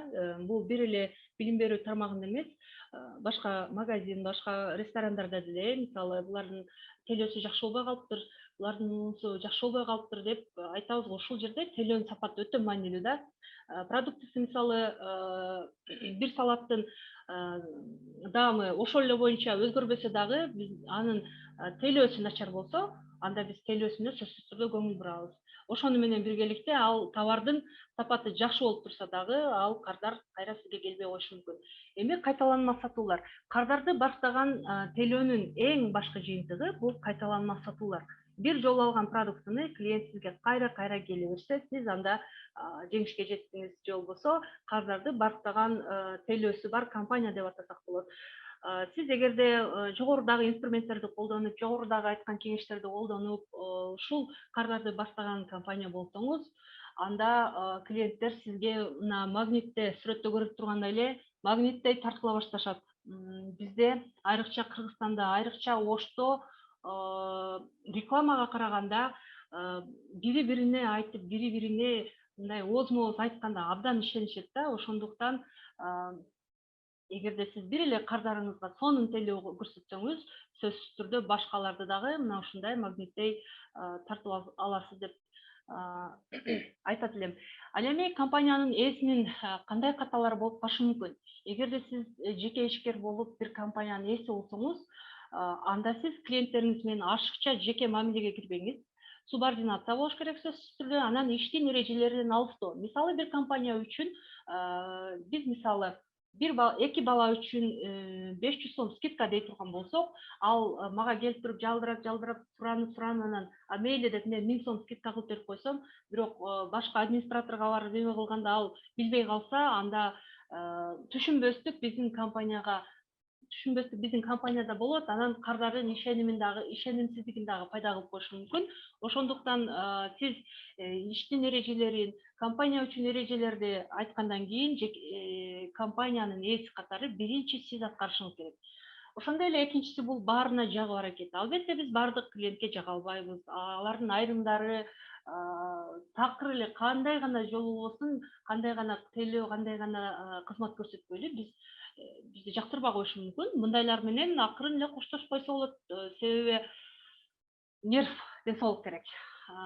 Андан кийинкиси бул мисалы ушул жерде мен өзүмдүн практикамдан айта кетсем, мен менен 4 жыл болгон бир кардар такыр ушул жылдар аралыгында мен болгон күчүмдү жумшап, эки баласын абдан жакшы окутуп, жакшы мугалимдер, кошумча окутуп, болгон кошумча кызматтарымды да кошуп, артыкчылыгы менен аткарган кезде дагы биздин мугалимдерге ат кое баштады. Мен ошол кезде дагы мисалы аларга сыпайы ошол клиентке абдан жакшы мамиле кылдым. Мүмкүн болушунча акырын түшүндүрдүм, андай кылбаңыз, ат койбоңуз, мугалимге антпеңиз депчи. Эң акырында гана жеткен чеги бул мен өзүм ат койгондо болду да. Мен абдан жаман сөз менен ат койгондо, мен ошондо баарына жагуу мүмкүн эместигин түшүндүм дагы. Ошондо дагы урушкан жокмун, жаман жакшы айтышкан жокмун. Акырын гана документтин колуна карматып койдум. Мына ушул бирок ошол кеткен клиенттин 6-7 тааныштарынын балдары азыркыга чейин бизде окуп атат. Бул дагы мен ойлойм ошол клиент менен мен чыр чатаксыз коштошконумдун себеби болсо керек. Ошондуктан баарына жагуу аракети айрым учурда болбой калат. Андан кийинкиси бул компаниянын ээси катары күн сайын жада калса маалымат технологиялар кылымында өнүгүп туруш керек. Билим берүү тармагы боло турган болсо, окутуунун жаңы ыкмалары, кандай жаңы окуулар, кандай жаңы балдар үчүн, мисалы үчүн жаңы билимдер, илимдер чыгып атат. Ошолорду билүү үчүн, ошолорду өзүнүн компаниясына киргизүү үчүн сөзсүз түрдө компаниянын ээси өнүгүп турушу керек. Ошондой эле компаниянын ээси өзү гана өнүгүп, бирок ичиндеги кызматкерлер өнүкпөй калса, бул дагы кардарларга сезилет, билинип калат. Көпкө чейин компаниянын ээси өзү эле өнүгөр, бирок кызматкерлер өнүкпөй калса, анда кардарларына баары бир сезилет, кардарлар башка өнүккөн компанияга кетип калышы мүмкүн. Ошондуктан компаниянын ээси дайыма биринчи өзүн, андан кийин компанияны дагы өнүктүрүп туруш керек. Ошондой эле маалыматты жашыруу же жымсалдоо. Мисалы үчүн тамак аш азыктарынын мөөнөтү бүтөйүн деп калса, 3 күн калганда, ал магазиндин ээси же ошол компаниянын ээси айтыш керек ачык эле, бул тамак аштын, бул продукттун мөөнөтү 3 күндөн кийин бүтөт деп айтып коюш керек. Же болбосо бир техника саткан магазин же техника боло турган болсо, анын кандай, мисалы, брак, заводской брак деп коет, ошонусу бар, кандай бир жетишпестиги бар, аны ачык айтуу керек. Аны жашырып сатуу менен клиент кайра сизге ал продуктуну кайтарбаса дагы сиз тууралуу жакшы эмес ойдо болуп калышы мүмкүн. Ошондой эле кардар менен байланыштын жоктугу, дайыма кардар менен байланыш болуп турушу керек. Мисалы биз бүтүп кеткен биздин бүтүрүүчүлөр менен дагы атайын Телеграмда группаларыбыз бар, WhatsApp группаларыбыз бар. Ошондой эле алардын ата энелери менен биздин байланышыбыз бар. Алар менен дайыма майрамдарда куттуктоолорду жөнөтүп, кээде мындай жакшы керектүү кеңештер, керектүү видеолор болуп калса, алар менен бөлүшүп, дайыма биз байланышып турабыз. Жөн жайда эле мен мисалы атайын өзүмө ушундай киргизгем, айына 2 күндү мен мектеп анан садиктин ээлерине, баягы ата энелерине, туруктуу кардарларга арнайм. Алардан сурап турам, кандай бизде кандай жетишпестик болуп атат, дагы кандай кылсак жакшы болот эле. Бул бир жагынан жөн сурамжылоо эмес, бул сизге баягы жогоруда айтып кеткендей идея дагы бериши мүмкүн. Ошондой эле кардар менен дайыма байланыш болуп турсаңыздар, ал кийин кайра сизге кайтып келүүсүнө бир түрткү бересиздер. Болду окшойт. Дагы сурооңуздар болсо, дагы бир кошумчалай кетүүчү нерсе, мисалы биз 8-ден 6-га чейин иштейбиз деп айтабыз, 8-ден 6-дан кийин биз көп интернет магазиндерде жазып коет, биз кабыл албайбыз чалууларды, жооп бербейбиз же ушундай сыяктуу. Чындыгында кардарларды тейлөө бул 24 саат бою болуш керек. Биз кардар биздин расписанияга, биздин режимге эмес, биз алар кайсы маалда каалайт, кайсы учурда алар каалайт, ошондо жооп беришибиз керек. Чындыгында кардар качан чалат? Чынында ошол сиздин продуктка, сиздин кызматка муктаж болгон учурда чалат да. Ошондуктан Кыргызстанда бул азырынча көп Мегаком, Билайн сыяктуу компанияларда гана жакшы өнүккөн. Калган компанияларда ушул чектелип калган. Ушуну дагы эгерде сиз кардарларыңыз менен болгон мамиледе киргизсеңиз, сөзсүз түрдө сизге жакшы пайдасын берет деп ойлойм. Ошондой эле дайыма сиз ушундай кызмат көрсөтүңүз, ушундай продукт чыгарыңыз, баарынан дагы сизге жакшы. Качан гана сиз толук 100% ошол өзүңүз чыгарган продукт, кызматка макул болгонуңуздан кийин, канааттанганыңыздан кийин башкалар канааттанат.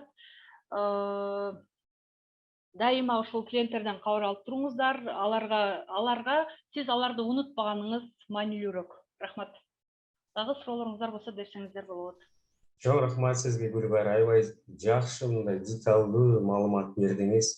Мындай карап көрсөк, чын эле кардар эң негизги адам болуп атпайбы биздин бизнестин агенти десек болот. Бизде азыр урматтуу катышуучулар 3 сурообуз бар экен. Үч суроолорду азыр мен окуп койсом, анан сиздерге дагы мындай ирет менен сөз берсем. Биринчи суроо бизде Амангелди акеден келди. Гүлбара, сизге суроо берди. Окуу программаңыздардын өзгөчөлүктөрү кандай деп сурады. Реклама болуп калат окшойт. Жок, айтып кете берейин. Кошумча тактап кетсем болобу суроого? Келиңиз. Мына мен укпай калдымбы, канча жаштан канча жашка чейин окушат сиздердин билим берүү борборунда? Анан кийин сиздердин бүтүрүүчүлөр, ошо окуу борборун бүтүп аткан окуучу кандай эмнеге ээ болуп чыгат? Айырмачылык. Ушул жөнүндө айта кетсеңиз. Биз системаны ушундай түздүк. 1 жаштан баштап, то есть ошол жана айтып кетпедимби? Энеси төрө элегинде эле бизге кезекке туруп коет деп. Булар 1 жаштан келген бала бизден 4-класты бүтүп чыгып кетет. 1 жаштан баштап 4-класты бүткөндө так 7, 8, 9, 10 жаш, 11 жашта уже бала бизден бүтүп кетет. Бизге эң жакшысы ушул 1 жаштан баштап ал баланын психологиясын билебиз, ал кардар менен кантип иштеш керек, ошону жакшы түшүнүп алабыз дагы. Анан ошол кардарды кармап калганга биз аябай тырмышабыз. Мектепке өткөрүп алсак, анан мектепти бүтүп кеткенден кийин дагы 8 жыл минимум биз менен 8 жыл чогуу болгон кардар бизге бир туугандай эле эң жакын болуп калат. Анан эмнеге ээ болот? Кудай бурса, биз кийинки жылдан быйыл үлгүрбөй калдык. Орто билим берүүнү дагы киргизебиз. Ошондо 1 жаштан баштап 9-класты бүтүп чыгып кетет балдар. Эмнеге ээ болушат? Биздики англис тили болгондуктан, укуун, анан математика болгондуктан, англис тилинде 70-80% балдар эркин сүйлөп чыгышат. Анан мектеп программасын 90-100% толук түрдө окуп чыгышат. Толук түрдө мындай жакшы өздөштүрүп чыгышат. Мындан сырткары кошумча ушул кружокторду дагы ушул мектеп программасына негизги сабак катары киргизгенбиз. Рахмат Гүлбара. Бизде Рахат катышуучу, ошо Рахат сизден суранат элем, фамилияңызды бир айтып койсоңуз жакшы болот эле. Суроосу келип атат. Сотрудник же клиент тандоо керек болсо кимди тандайсыз деп суроо берди. Менде ушундай учур болгон практикада аябай ушул бир мугалимибизди аябай жамандап, жеке мамилеси болбой калгандыктан клиентибиз айтып калган. Клиентибиз болсо биз менен 3 жыл чогуу болчу. Мен ошондо клиентке альтернатива сунуштадым, башка класска котордум. Ал эми мугалимге эскертүү бердим сөзсүз түрдө. Мен мындай учурда абдан таразалаш керек. Сотрудник деле жогоруда айтып кеткендей, сиздин ишке биринчи кардарыңыз да. Неме болсо, сырттан келген кардарыңызга дагы сиз сөзсүз түрдө керектүү жакшы мамиле кылышыңыз керек. Бул учурда компаниянын эси сөзсүз түрдө таразалаш керек. Жөн жерден эле кардар сиздин сотрудникке жакшы жаман пикир айтпайт да. Ошону анализдеп, альтернативалык бир вариантыңыз болсо, анда кардарга сунуштаганыңыз жакшы. Чтоб ошол сотрудник менен мындай кардарыңыз мындай кезикпей тургандай бир жол түзүшүңүз керек деп ойлойм. Рахмат сизге Гүлбара. Суроо дагы келип атат бизге. Саламатсызбы деп Абдулвахид жазып атат. Бизде алдында ушундай сунуштарга муктаж болгон, сизге жеке кайрылып болуп аткан абал боюнча кеңеш сунуштарды ала алсак болобу сизден дейт. Болот. Эгерде сиз билим берүү тармагында иштесеңиз, анда албетте мен сизге практик катары мен айта алам, жардам бере алам. Бирок башка тармакта болсо билбейм. Колман келишинче айтып берейин эле. Анда сиз Гүлбара уруксат берсеңиз, анда мен Абдулвахидке сиздин контактный телефон сиз менен дагы бир байланышып болот. Кочкор кызы Элиза жазып атат. Жыл сайын өнүгүү үчүн жаңы иримдерди киргизип турасыздарбы деп сурат. Сөзсүз түрдө билим берүү тармагы айрыкча 21-кылымда абдан тез өнүгүп жатат. Биз бир жаңы иримди, биз жаңы бир көндүмдү киргизгиче экинчиси, үчүнчүсү чыгып кетип атат да. Ошондуктан жогоруда айтып өткөндөй эле биз компаниянын жетекчиси сөзсүз өнүгүп туруш керек деп эдик. Мына ушундай жаңылыктарды киргизип туруш керек. Себеби сиз жаңылыктарды киргизбей койсоңуз, анда сиздин атаандашыңыз ал жаңылыкты киргизип, сиздин клиентиңиз дагы тартып алышы мүмкүн. Биз ошондуктан жаңы иримдер ар жыл сайын сөзсүз бир жаңылык киргизип, баягы балыкчы балыкты кармагандай эле клиентти кармап турабыз. Рахмат. Сонун жооп бердиңиз. Нургүл, бизде бирок бул көбүрөөк бизге тиешелүү окшойт. Сиздерде инвест площадкалар барбы? Кантип байланышса болот? Сиздердин окууларга байланышы болот деп. Мен ондо жооп берсем, уруксат берсеңиз. Нургүл, саламатсызбы? Ооба, албетте, биз байланышка чыксаңыздар биз менен, же биздин социалдык тармактагы байланыштарды мен сизге азыр жөнөтүп берейин. Ушуларга жазып алсаңыз, өзүңүзгө копия кылып алсаңыз, ушуларга кирип, биздин келе жаткан окуулар тууралуу маалымат алсаңыз болот. Албетте ошол окуудан кийин сиздерге кандайдыр инвесторлорду же дөмбөрчүлөр менен байланыштырууга дагы аракеттенебиз. Ондо суроону дагы Амангелдиевке берип атыптыр. Мугалимдерди тандап аласыздарбы? Аларды кантип өстүрүү ыкмасы бар сиздердин? Мугалимдерди сөзсүз түрдө тандап алабыз. Азыр мугалим деген эле бардыгы мисалы жакшы окутушу мүмкүн, бирок көпчүлүгү мамлекеттик мектептерде иштеген үчүн окуучуга деле ошол мамлекеттик мектептегидей мамиле кылып койсо, сиз анда бул жерде клиентиңизди жоготуп аласыз. Ошондуктан биринчи эле мугалимдерди тандоодо алар менен жолугушуп, ишке кабыл алгандан кийин клиент менен кантип иштеш керек, ар бир окуучу биздин клиент катары түшүндүрүп беремин. Анан аларды кантип өстүрүү ыкмасы бар, аларды атайын билесиз да, семинарлар бар, акысыз акылуу, ошолорго катыштырып турабыз. Ошол аркылуу биз мугалимдерибизди өстүрөбүз. Рахмат Гүлбара. Акыркы сурообуз, чаттагы акыркы сурообуз. Карантин учурунда кандай иштедиңиздер? Карантин учурунда биз онлайн иштедик, онлайн кызматтарды көрсөтүп аттык. Жогоруда айтып өткөндөй эле бул жерде дагы баса белгилеш керек. Айрым клиенттерибиз төлөбөй койду, бирок биз алар жөнүндө бир жаман пикир же болбосо баягы айрым мектептердегидей кылып, алардын списогун илип, мына булар төлөбөй койду деп жазган жокпуз. Жөн эле курсашып койдук. Жакшы.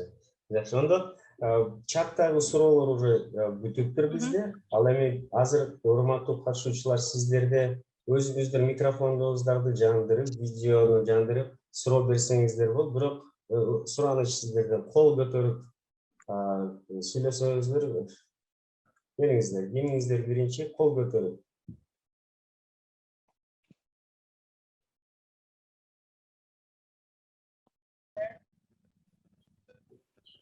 Так, Амангелдиевке, сиз аябай активный болуп атасыз, аябай сонун суроолорду берип атасыз. Сизге ондо суроого сөз. Рахмат, Элжар. Мен кесибиме байланыштуу болушу мүмкүн, ошон үчүн кызыгуу тудуруп атат. Сиздердин мына окуу борбордун эң негизги багы, тил менен айтканда, фишкасы эмне деп айткым келет да, багы. Эле балдарына чейин. Амангелдиевке, сизди жаман угулуп атасыз. Угулду? Фишкадан кийин кандай сөзүңүз болду? Төрөлө элек баласына чейин очередке коюп атат деп атпайсызбы? Төрөлө элек балдарын уже очередке коюп атат. Ооба. Сиздердин фишка эмне? Не деп ойлойсуз? Рахмат сурооңузга. Биз Ош шаарындагы биринчи болуп халал сертификациясын алган бакча болуп эсептелинебиз. Тамак ашка халал сертификациядан өткөнбүз жана ошол стандарттарды карманабыз мектепте дагы. Бул деген биринчи кезекте билесиздер да, баласынын ата эне тосолгондо эле эмне жедиң деп сурайт да. Ошондуктан бул тамак аш өтө маанилүү балдардын өсүүсүнө, ден соолугуна. Экинчиси, дагы эле Ош шаарында биринчи болуп биз бакчага кичинекей группалардан баштап англис тилин киргизип баштаганбыз. Кош тилдүүлүк учурда орус жана англис тилдеринде уктабыз. Уклон.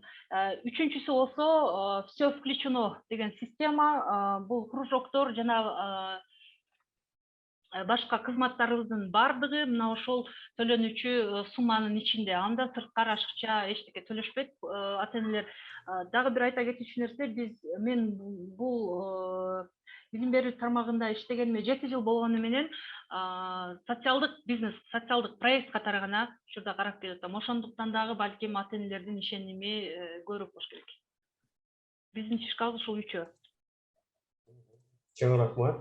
Onda kol götürü boyunca onda Төрөбаева Жыпаргүл сизге сөз. Саламатсызбы? Менин суроомундай, сиз чоң, жашы чоң немелерди, например, взрослыйлар менен иштешип көргөнсүзбү? Группа түзүп, тил үйрөтүп, башка кылып, андай кандай болот? Ошол тармакта иштеп көргөнсүзбү? Же келечекте ачайын деген оюңуз барбы? Негизи бизде иштегенде, рахмат сурооңузга. Негизи бизде иштегендердин жашы менден улуу, көпчүлүгү менден улуу. Аларды мен башында ушул өзүм окутканмын, көп мындай навыктарга. Бирок тил үйрөтүү боюнча бизде ошол билим берүү комплекси 11 жашка чейин начальная школа и садик болгон үчүн чоң кишилерге ылайыкталган бизде курс жок. Рахмат. Дагы bizde Шопокова Ажан деген катышуучу бар. Ал ушу Чүй областында Воронцовкада бир окуу долбоорунда качан деп аткан бизнес тармагында иштеп жатат. Мындай суроо берип атат. Абдан жакшы тема өтүп бердиңиз дейт. Рахмат. Мага кеңеш берип коесузбу? Биринчи окуу борбор ачууда классты жабдыкташ керекпи же кардары издеп реклама жасаш керекпи деп сурап атат. Мисалы, сиз өтө таанылуу эле компания болсоңуз, сиз эч кандай продуктуңуз жок туруп эле клиент издесеңиз күлкүлүү болуп калышы мүмкүн да. Жогоруда Apple компаниясын айтып кетпедимби? iPhone 13 мондай болот, мындай болот, камерасы мынча деп көрсөтүп атат. Биз ага көп жылдан бери болгон компания болгон үчүн биз ага ишенебиз. Анан көрбөй туруп уже продуктусунда бренд болгон үчүн дагы жакшы продукт экенине ишенебиз. Ал эми сиз жаңы ачылып жаткан болсоңуз, анда сиз сөзсүз түрдө кардарды издебей туруп биринчи даярдабашыңыз керек. Программаңыз кандай болот, сиздин багытыңыз кандай болот, кимдерге арналат, кайсы жерде окуйт баласы, ата-эне сөзсүз кызыгат, кайсы класста окуйт, кандай мисалы менюңузга чейин жазылыш керек. Ийне жибине чейин жазып, аны бир файлга тиркеп, анан кийин кардар издеп чыксаңыз болот. Азыр Кыргызстанда жогоруда айтып кеттим, кардарлар көзү менен көрмөйүн эч качан иштешпейт. Туура айтасыз. Рахмат чоң. Сөздү Нургулга берсек, Нургул сизге сөз. Нургул, кол көтөрүп турасыз. Ушул жерде сизди. Нургул, келиңиз, сиздин микрофонуңузду өчүк болуп турат. Аудионуз эми байланышка чыгып. Микрофонуңуз, Нургул, угулбай атат бизде микрофон. Угулуп атабы? Эми. Саламатсызбы? Мен сурайын дегенмин, ошо можно на русском, пожалуйста? Да. Я хотела спросить по поводу ваших лекций. Например, например, я открыла какой-то бизнес. Есть точка потребления, например, какой-то пик. Например, до какого-то момента, когда только начинает бизнес открываться, там для людей интересно, люди приходят, и есть такой пик, когда вот дошел до такого пика, а потом либо идет стагнация, то есть определенное вот такое-то, либо идет падение. Обычно у нас падение идет. Вот как работать именно с этим падением? Это первый вопрос. Второй вопрос. А можно ли именно ваш пик обучения по вашей программе открыть у нас в Караколе? Просто у нас очень много молодежи. Караколе есть у нас, да? Ага. Вот было бы хорошо, если бы и там открылось. Это раз. И первое насчет нашей темы. Давайте тогда разделим этот вопрос на два. Первое, я так понял, это касается наших программ. Нургул, Айтып коеюн, анда биздин пик долбоорубуз азырынча Бишкекте жана Ошто. Дагы долбоорду кайсы жердин ачылышын дагы талкуу жүргүзүлүп жатат. Бирок сиздин сунушуңузду биз албетте көңүлгө алабыз. Бирок азыр ушул онлайн окутуу көп болгон үчүн сиздер мындай дистанционно деле катышсаңыз болот. Сизге чатка карасаңыз, мен ушу жөнөтүп бердим. PKG бардык ушу социалдык тармактагы шилтемелер маалымат берилген. Ошолор боюнча кирип, качан кайсы программа башталарын билсеңиз болот. Анан сиздин сурооңузга стагнация болгон же бизнес жаңы ачылганда бир жакшы сатуулар болот, анан же туруп калат, же сатуулар төмөндөй баштайт деген суроого. Сиз кандай деп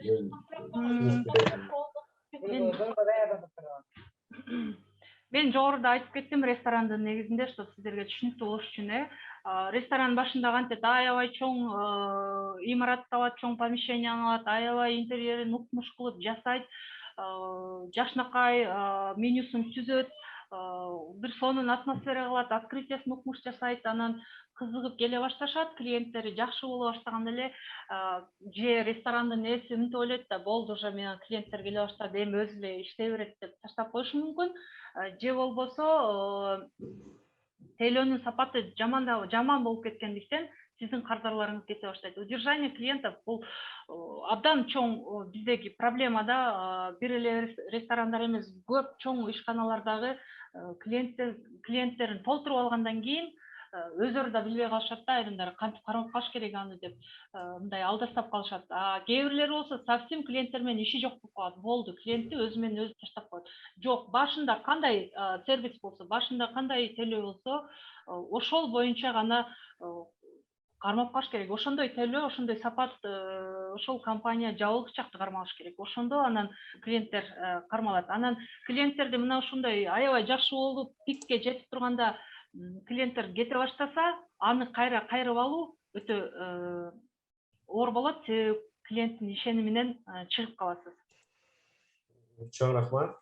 Нурлан Замиров. Нурлан. Сиз кол көтөрүпсүз.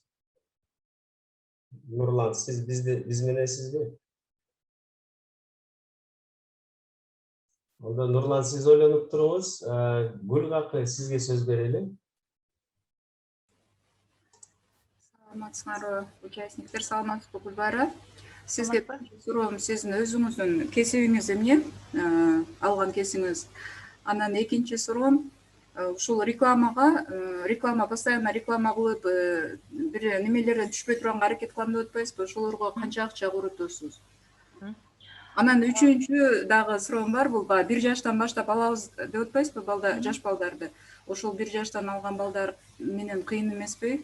Бул чисто өзүм эле интересно сурап атам. Рахмат. Таң калат болушуңуздар керек. Менин негизги кесибим инженер электрик, мен кызыл дипломум бар, бирок бул кесибим менен иштеген жокмун. Айрым себептерге байланыштуу телевидениеде 10 жыл иштедим, себеби өзүм аябай жакшы көрөт элем. Мен бул жеке ишкерликке өткөндө дагы мага ошол телевидениянын эң пайда бергени бул кишилер менен, ар тармактагы кишилер менен сүйлөшүүнү абдан жакшы үйрөнүп чыкканмын да ошол жактан. Ошондуктан мен клиенттерге өзүмдүн мамилем менен гана тартып алдым. Башында рекламага ошол 1000 баракты чыгарганга, принтерден чыгарганга бир где-то 300-400 сом коротконмун. Андан кийин атайын балдар, апалардын группалары бар да Инстаграмдачы, ошол страничкаларга 100 сом, 200 сом эле коротуп коем. Кээде мисалы лагерь ачылганда же жаңы продукт киргизгенибизде ошол маалда гана реклама жасайм. Башка учурларда мен азыр таптакыр реклама жасабайм. Ошол клиенттер жогоруда айткан туруктуу клиентке, тарапташка жеткенден кийин рекламаны сиз жасабайсыз, рекламаны ошол тарапташтарыңыз жасай баштайт. Алар чогулуп бир жерде отуруп калганда деле мисалы балдарын жарыштырышы мүмкүн. Математика же ментальная арифметика, английский боюнча же менин балам муну үйрөндү деп мактанышы мүмкүн. Ошондо анан ал мактанганда бир четинен сизди рекламалайт да, ошол аркылуу сиз башка клиент табышыңыз мүмкүн. Мен учурда рекламага акча почти кетирбейм. Анан ар бир мисалы лагерге келип кеткен балдарыбыздан мен отзыв алып калам. Чын эле жактыбы, жакпады, жакпаса жакпады деп айт, жакса жакты деп айт деп. Ата энелерден дагы суранам. Жакшы болсо бир эки ооз жазып койгула. болбосо мейли депчи. Бир жаш менен иштөө албетте кыйын, бирок бул дагы спрос болгон үчүн биз бир жаштагы группаларыбызды кайра ачып баштап атабыз да. Буга чейин биз 2 жыл иштеген, башында биринчи, экинчи жылы ушул бир жаштагы балдар бар болчу. Кийин мен ушул кыйын экенинен жаап салгам, бирок абдан көп сунуш көп болгондуктан бир жаштагылардын группасын кайра ачып баштап атабыз. Себеби билесиздер, азыр кредити жок, семья жок, ата-энелер апасы дагы атасы дагы иштеш керек, ошондуктан баланы ушул беришет. Эгерде сиздин сунуштаган продукт, сунуштаган садигиңиз ушул үйдөгүдөй болсо, жакшы шарт болсо, өтө эле коркунучтуу эмес. Чоң рахмат Гүлбара. Бизде Анарбаева Нургүл сурап атат, чатта ишканадагы жасалгалуу үчүн нерселер, бул швеяга тиешелүү деп атат. Кайдан аласыңар деп. Азыр атайын приложениялар бар, Кытайдан же болбосо мен азыр Швеяны жакшы билбей эткенмин. Кайсы жактын машиналары жакшы болсо, ошол жак менен эле онлайн аркылуу чоң компаниялардын сайттары бар да, ошол аркылуу эле сиз таап алсаңыз болот, онлайн сатып алуу жүргүзсөңүз болот. Биз негизинен ошол, биз дагы колдонобуз ошол онлайн сатып алуу кызматын. Плюс Wildberries деген приложение бар, ошондон дагы көп жакшы нерселерди тапса болот. Кстати, сиздин немеңизге, тармагыңызда дагы жакшы продуктлар бар, ошол Wildberries'ти көчүрүп алсаңыз. Чоң рахмат сунушуңузга. Шопокова Айжан, сизге сөз. Саламатсыңарбы, дагы бир жолу? Саламатчылык. Менде мындай суроо пайда болду да.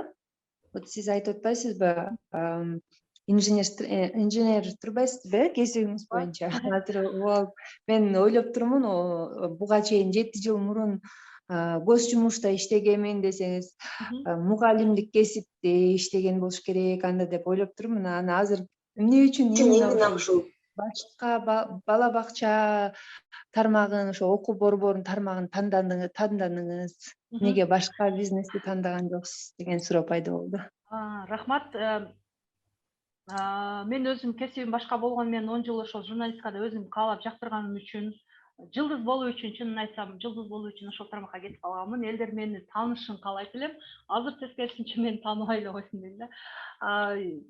Инженер электрик болуп жүрүп, кантип окуу борборуна келип калдым. Мен деле азыр 3 балам бар. Ошол балам 3-класста окуйт. Ушул баламы мен частный садикке бергенмин.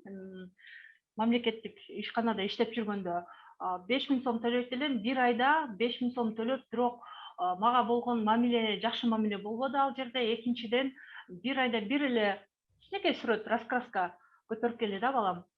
Мен ошондо аябай таң калдым. Мен 5000 сом төлөп, ушул нерсени балам, ушул гана нерсени балама сатып бере алдым деп канааттанбаган үчүн бир сунуш түшүп калганда ошол садикке келгем. Бир ай иштеп көрөйүн деп эле келгем, чынын айтсамчы, анан бирок калып кеттим. Все-таки бала бакча деле, мектеп деле мындай чыгармачылыкты талап кылган тармак. Мен сабак бербейм, бирок мугалимдер сабак берет. Мен только ушул уюштуруу иштерин гана жүргүзөм. Рахмат. Чоң рахмат сизге. Онда дагы бир сыйра текшерип койсом, Нурлан Замиров, сиз ушул жердесизби? Ооба, угаттам Элдербек, саламатсызбы? Саламатсыз. Сизге сөз. Рахмат. Сабакка кечигип кирип калган үчүн кечирим сурайм, техникалык себептерден улам кире албай жаттым. Саламатсызбы эжекеси? Бүгүн абдан кубанычтамын, анткени сиз менен жолугушуп жатканыма. Анткени мен дагы багытым, бизнес багытым ушул билим берүү тармагында. Абдан кубанып атам, мен дагы ошо сиздей болгон адамдан сабак алып жатканым үчүн. Менде бир 2-3 суроо бар эле, мүмкүн болсо жооп берип коесузбу? Билим тармагы бул сиз өзүңүздүн айтып атпайсызбы? Ушу бала бакчадан баламды 5000 сомго берип канааттандаган жокмун депчи. Мындай өзүңүзгө жаккан жок үчүн мен ачып калгам депчи. Анан эгерде мисалы үчүн өзүңүздүн бизнес багытыңыз башка боло турган болсо, дагы башка бизнес багыт ача турган болсоңуз, билим багытында, ошол сиз азыр садиктерибиз бар деп атпайсызбы? Ошону Кыргызстанга жайылтуу максатыңыз барбы, ошондой садиктерди? Мисалы үчүн бир гана сиз өзүңүздө эмес, башка жакта, мисалы үчүн Ысык көл, Нарын, Баткен, Кыргызстан 7 дубанына. Рахмат. Азыр учурда биздин 2 филиалыбыз бар. 3-сынып ошол ТИК Бишкектен окугандан кийин даярданып атабыз. Августта ачылат. Ал эми 4-сү болсо дагы эле Ош шаарында ачылат. Бул дагы бир совсем башка багыттагы, азырынча сыр боюнча калсын. Бирок бул Ошто, Кыргызстанда жок садик болот. Ал эми сиздин сунушуңуз боюнча чындыгында менде ушундай ойлор болгон, муну как сеть катары жайылтуу. Азыр эми гана биз ушул деңгээлге жеттик. Азыр гана эми гана биздин садиктин, биздин борбордун аты эми чыга баштады. Туруктуу кардарларга ээ болдук. Мен ушул маселенин үстүнөн эми гана ойлоно баштадым. Буга чейин мындай жөн гана ой болгон, азыр эми конкреттүү кадамдарды таштай баштадым. Франшиза, может быть, филиал катары дагы же франшиза аркылуу дагы башка немелерде, областтарда ачайын деген пландар бар. Мындан сырткары мен өзүмдүкүн эле ача бербей, билим берүү тармагында байып кетүү өтө кыйын. Байып кетиш өтө миллиардер болуп кетиш мүмкүн эмес да. Бул эми социалдык тармак болгондуктан. Ал эми ошондуктан өзүм эле болсун эмес, мен башка эле шаардан сырткаркы садиктерде консультация жүргүзөм. Жардам берем, онлайн мындай барып деле жардам берип жүрөм. Сиз эгер ачам деген планыңыз болсо, аябай жакшы. Мындай абдан күчтүү адамдар, абдан тобокелчиликке барган адамдар гана билим берүү тармагын тандап алышат. Бул өтө майда, өтө мындай нерсе талап кылган иш. Ошондуктан сиз ачам десеңиз, анда мен мүмкүн болушунча мен деле колуман келишинче жардамымды, консультация бере алам сизге дагы. Рахмат. Рахмат. Дагы бир суроо бар эле, мүмкүн болсо жооп берип коюңуз. Ушул билим берүү тармагында сиздин ушул азыркы бала бакчаңызды, башка иштериңизди ушу жүргүзүп келе жаткан эң негизги инструкция кайсы деп ойлойсуз өзүңүз? Мен бекеринен бүгүнкү теманы тандап алган жокмун.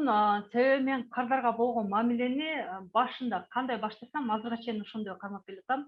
Мен ушул кардар менен болгон мамиле, кардарды уга билиш керек.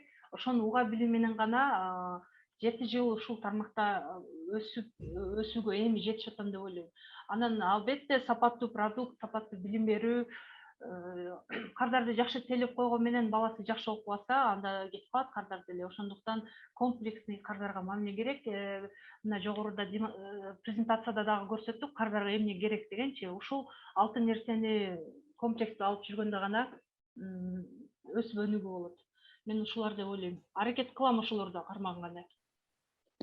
Рахмат Гүлбара. Нурлан, сизге рахмат суроолорго. Сиз Машраткан Калыкова суроосу дагы планыңыз келечекке кандай чоңоесузбу дегенге сиз да уже жооп бердиңиз. Ондо Ирода Турсунбаева суроо. Саламатсызбы дейт. Бала бакчага талап көп. Жер бар, бирок бала бакча салууга акчаны кайдан алса болот дейт. Саламатсызбы, бул бала бакчага талап чындыгында көп. Биз жогорудагы дагы бир кошумчалай кетүүчү нерсе.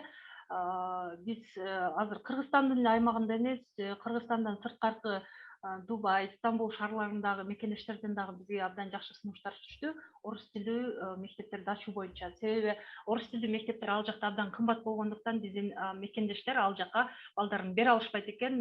Биз азыр чоңойгондо мына ушул тармакка чоңойлу деген пландар бар. Жана буюрса жакын арада ушулар ишке ашат. Ал эми бала бакчага талап көп, бирок жер бар, бала бакча салууга акчаны кайдан алса болот? Атайын грант берген бир топ мына окутуулар болуп турат, ошолорго катышыңыз. Бирок мен сизге сунушум, мен азыр 7 жыл иштеген менен 7 жылдан бери быйыл эми 2 ай болду, 2 ай мурда эле бир имарат сатып алдым. Буга чейинкилер мен арендада иштетем. Ал аренданын акчасын сиз төлөбөйсүз, аренданын акчасын клиенттериңиз балдары төлөп атпайбы. Ошондуктан сиз бир жерге бир имарат салам деп, мисалы 100-200 миң доллар короткондун 100-200 миң доллар короткондун ордуна аны сиз андан берирээк сумманы башка филиалдарыңызга, башка керектөөңүзгө жумшай берсеңиз сиз утасыз. Андан көрө эгерде салам деген планыңыз, акчаңыз жок болсо, анда кыжалат болбоңуз. Көп кабаттуу болбой, арендага толтура имарат бар. Ошону алып эле иштетсеңиз болот. Чоң рахмат. Эренбекбаев Айбек, колуңузду көтөрүп турат. Сөз сизге. Рахмат. Саламатсыздарбы. Мен суроо берейин деген суроом мына болуп. Сиз айттыңыз ушул мурун ошол кесибин таптакыр башка экендигинчи. Анан азыр сиз только ошо бала бакчали же баягы начальник класстарда окутуу мүмкүнчүлүгүңүз барбы? Ооба, менин кесибим, биринчи кесибим инженер электрик, экинчиси педагог психологмун. Азыр үчүнчү кесибим дагы ушул жалпы педагогика башталгыч класс дегенге тапшырып атам. Бул мамлекеттин талабы болгон үчүн гана. Бирок мен айтпадымбы, мен сабак өтпөймүн. Ал эми сабактын сапатын, сабактын кандай өтүш методикаларын бизде завуч бар. Ошол текшерет. Мен жалпы финансылык, букчот, анан уюштуруу иштери, ошолордун бардыгын мен өзүм аткарам. Бирок мен деле бул тармактан алыс эмесмин. Мен апам 34 жыл мугалим болуп иштеп жүргөн, ошондуктан апам дагы мага жардам берип турат. Бирок мен сабак бербейм. Рахмат. Дагы суроо берейинби? Ана жанаракта суроо бердим эле. Ошо онлайн карантин учурунда кандай кылдыңыздар депчи. Анан ошол карантин учурунда көп ошо окуу мекемелери, мугалимдер ошо технологиялык өзгөрүүгө мажбур болушкан да, окууга же технологиялык жазууга. Сиздер ушул боюнча кандай жаңылыктарды же кандай немелерди пландадыңыздар же болбосо кандай өзгөрүүлөргө душар болдуңуздар карантин учурундачы? Рахмат. Негизи кризис кимдир бирөөлөр үчүн чынында эле чыгаша болсо, кимдир бирөө үчүн жаңы идеялар киреше деп айтпак эмес да. Бул пандемияда чындыгында жеке ишкерлер, айрыкча жеке билим берүү тармактары өзү менен өзү калды. Мамлекеттен эч кандай колдоо тапкан жокпуз. Буга чейин деле эми мамлекет бизге айлык төлөбөйт, башка налогтордон бошоткон эмес. Пандемияда аябай ушул нерсе сезилди. Ушул пандемияда чындыгында көпчүлүк жеке мектептер, садиктер жабылып калганга чейин барышты да. Биз эмне кылдык? Биринчи мен деле 3 күн шок абалында болдум. Кантип окутам, кандай кылам деп. Себеби буга чейин пандемия деген нерсе менин түшүнүгүмдө жок болчу. Андан кийин мен экинчиси кантип балдарды окута баштайбыз, кандай приложение менен кайсы эмне менен окута баштайбыз, кайсы площадканы пайдаланабыз деген суроо менен интернетти казып баштадым дагы. Эң жакшысы менимче ушул Zoom программасы экенин көпчүлүгү сунуштагандан кийин ушуга токтолуп өзүм окудум биринчи. Өзүм окугандан кийин мугалимдерди 3 күн ичинде окуттум. Кантип иштейбиз, кандай кылып өтөбүз, кантип демонстрация кылабыз. Zoom'ду чындыгында пандемиядан кийин эле пайдаланып калбадыкпы. Андан кийин гана биз расписаниени түздүк дагы. Кадимки эле мектепте отургандай эле, класста отургандай эле Zoom'дун немесин билесиздер, 40 мүнөт төлөнбөгөн Zoom болсо, 40 мүнөт кадимки эле сабак өтө баштадык. Күндө кадимки эле сабак өтө баштадык.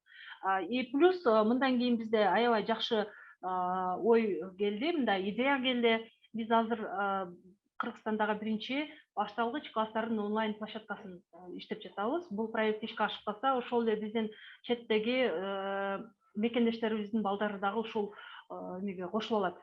Площадкага кошулуп алышат дагы, билим ала алышат. Ошондуктан пандемия же болбосо жакшы бир мүмкүнчүлүк жок деп отуруп калбастан, сонун азырчы онлайнда биз кыйналган жокпуз. 1,5 жумадай кыйналдык, мугалимдер окуп, үйрөнүп, анан ата энелерге түшүндүрдүк, бардыгы туура кабыл алышты. Кстати, ошондо дагы биз мисалы саат 6-га чейин, саат 7-ге чейин үй тапшырмасын жөнөт, андан кийин биз кабыл ала албайбыз деген нерсе болгон жок. Биз круглая сутка кабыл алып аттыгынчы, круглая сутка уже иштеп, круглосуточно аларды жооп берип аттык. Бара сизден бир сурап кетербиз. Сиз дагы суроолор эки кол көтөрүүлөр менен ушу менен чектелелибиз. Ондо Шопокова айжан жана Абдикеримова Гүлжанга берет. Шопокова айжан, сиз биринчисиз. Рахмат. Менде мындай суроо пайда болду да, башында башталып жатканда канча каражат менен баштадыңыз, анан канча убакыт иштеп жаттыңыз күнүнө? Ошол жөнүндө айтсаңыз. Күнүнө башындагыдай азыр чындыгында иштебейм, себеби мен азыр клиент издебейм да, клиенттер бар. Бирок алар менен дагы ошолор кетип калбаш үчүн кандай кылып иштешим керек дегендин гана үстүндө иштеп калдым. А буга чейин болсо иш убактым саат болсо где-то бир 17-18 саат иштейт элем. Башында канча сом менен баштадым? Мен бул иштеп кете албай турган бир садикке келгенмин да, 10 баласы менен садикти баштаганмын. Мага бул дагы өтө чоң жардам болгон. Даяр садикке келгенмин, 10 гана бала менен. Ошо дальше ушул клиент менен иштөө деген гана багытталып, акча короткон жокмун. Азыр кааласаңыз, ушундай даяр садиктер деле эмеге берилип баштады, арендагачы.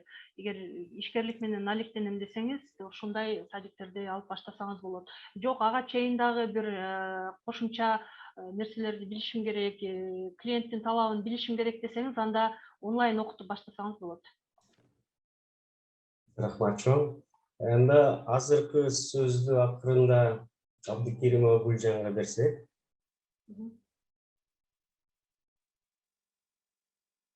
Саламатсыздар катышуучулар, саламатсызбы Гүлбайра? Бүгүнкү сабак аябай сонун болду, азаматсыз, аябай сонун өтүп бердиңиз.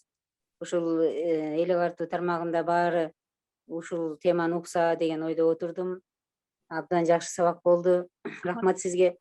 Анан ушул суроом эме ошол бакчаңыздын аталышын билгим келди, эмнени түшүндүрөт. Анан ошол 10 баладан канча балага жеткирдиңиз азыр? Анан билимиңиз да аябай жакшы экен.